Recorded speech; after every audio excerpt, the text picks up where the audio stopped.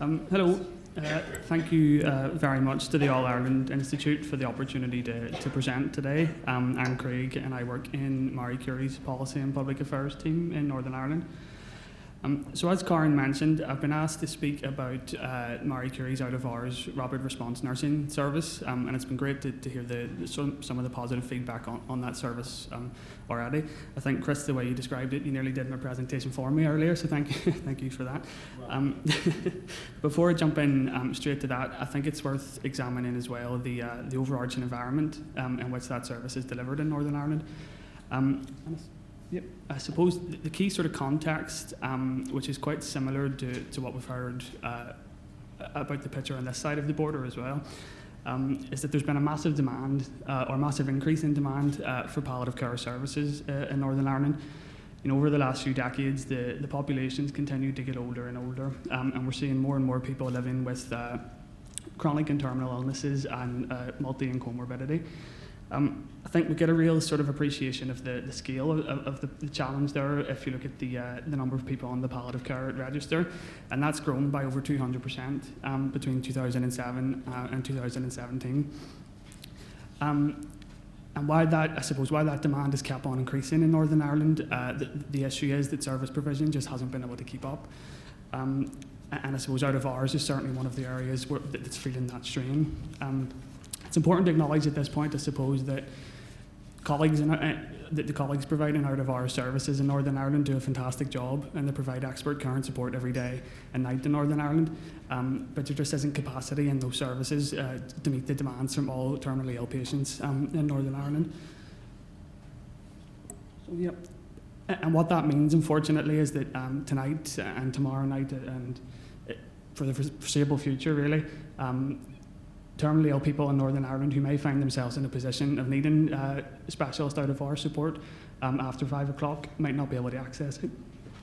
And what that means can be quite stark because, as everyone in this room is acutely aware, if a patient's in that position where it's after 5 o'clock and they haven't been able to, or they've experienced a deterioration or some sort of crisis situation and they can't access the support they need, the default response for many people is often to go straight to their nearest emergency department.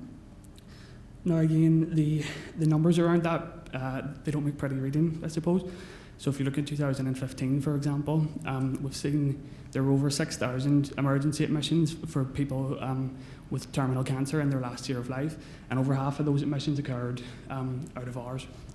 Now that's not to say that the picture is exclusively one of cancer, because we see similar trends in emergency admissions among people with non-malignant conditions as well, so especially chronic respiratory conditions, things like COPD and increasingly neurological conditions like dementia as well. And so all in all, when you do a sort of calculation of the numbers, we reckon in that year, in 2015, there was about 200,600 emergency bed days among people in their last year of life in Northern Ireland, and that's obviously quite a staggering number. And I suppose this chart, it just gives a bit more of a breakdown in terms of the condition divide. So as we would expect, people with cancer accounted for more of those emergency bed days, but it's not to say that non-malignant conditions aren't an important part of the conversation. I suppose just before we move on, there's a few sort of caveats that are important to point out here.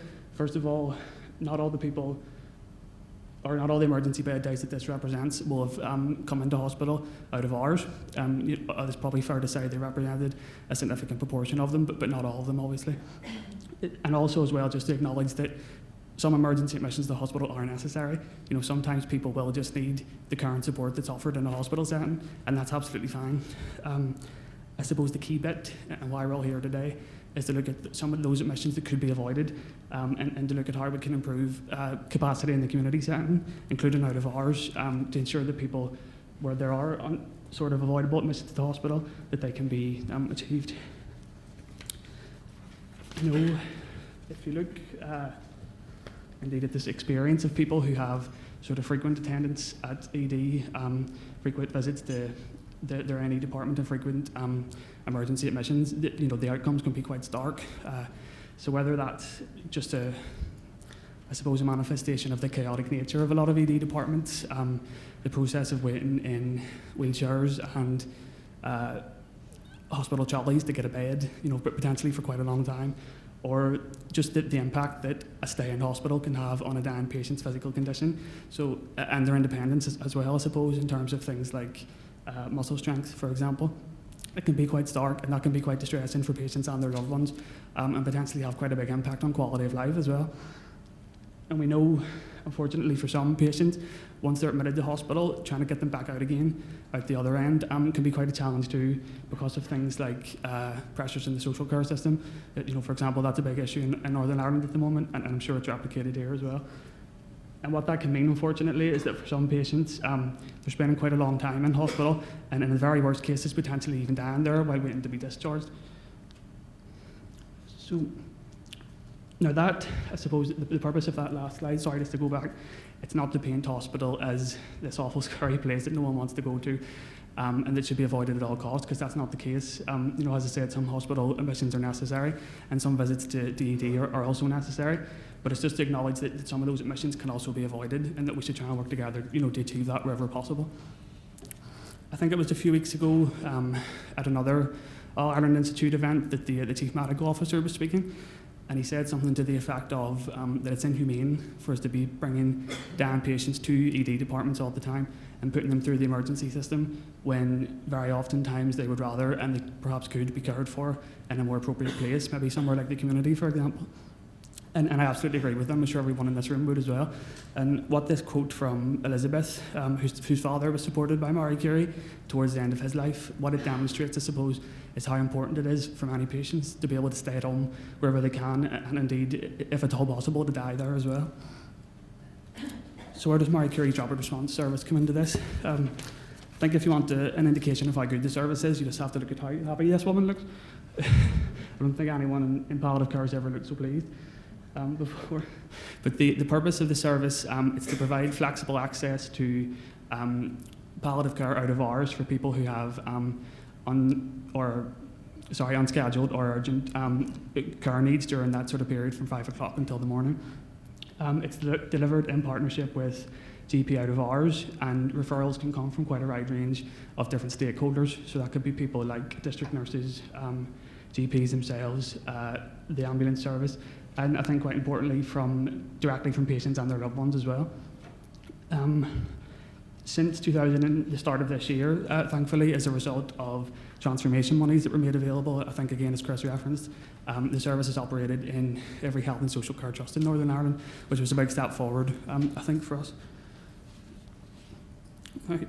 When nurses visit, the sort of practical steps of actually accessing the service, each health and social care trust has a vehicle, a driver, and a Marie Curie nurse assigned to them, and those, as a group, they'll take calls and respond to them and go and deliver care and support, whether it's in people's home or if they're residing in a care home in there as well.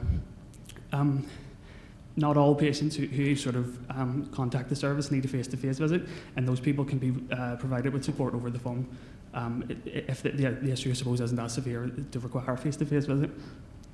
But when the nurses do go to people's homes, they provide quite a wide range of different interventions. So that could range from things like emotional support through to the administration of medication, symptom management, personal care, and some of the other sort of key areas that are highlighted on this chart.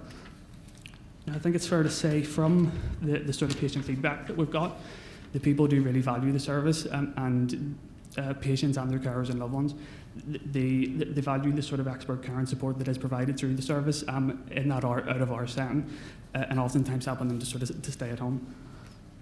And I suppose why the name of the game of the out of hours service is to support as many people to stay at home as possible and to avoid those emergency admissions to hospital. And again, the data we've been able to collect would suggest that we're making a positive impact there too. So this just provides a snapshot of the impact of the service between January to October 2015. During that period, there was around 1,500 patients that were supported through the service. And what between nurse logs and service user feedback forms suggest is that about 33% of patients received at least one visit that helped avoid an admission to hospital. Quite crucially, I think 60% of service users said that if the rapid response service hadn't been available to them, they would have phoned an ambulance or gone directly to A&E themselves. So suppose in short, the service does work. It's helping to improve outcomes for patients, to keep more people at home when it's possible, to provide support to the people around them, their carers and loved ones, and equally importantly, I think, is to help alleviate pressure on other parts of the system too, including things like ED.